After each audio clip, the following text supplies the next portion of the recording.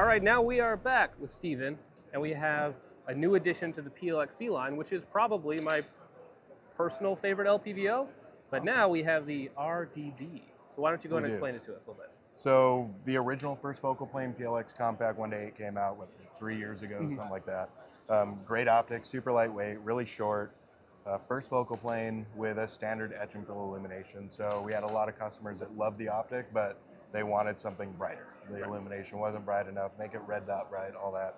So last year we came out with the Nova, the fiber wire, which is extremely bright. Right. But because it's a fiber wire reticle, we can't do that in the first focal plane.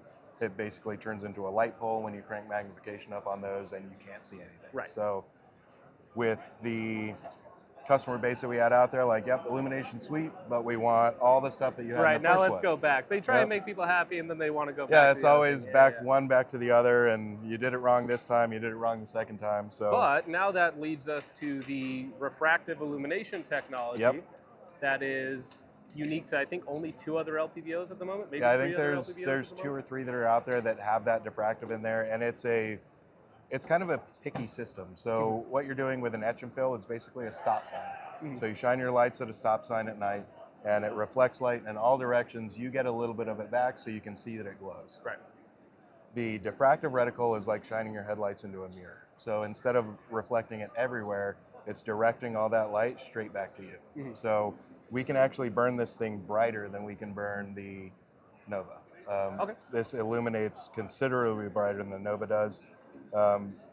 It gets too bright. Like on the max Yeah, setting, it's like, why is this here? Like, am I looking into the sun? What am I doing? Yeah, if you're shooting on the surface of the sun into a berm on the surface of the sun, then yeah, you might need that. But we made it that bright specifically for the people that say it's not bright enough. Like now they can.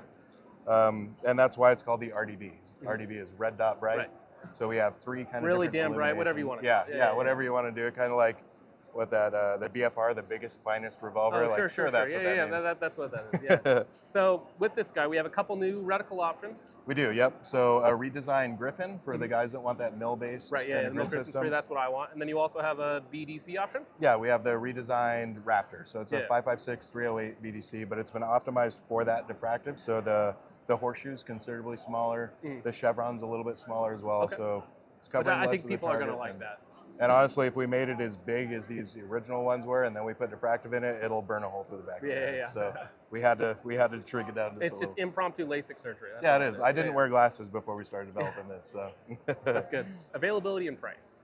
We're looking at probably Q2 on availability of these.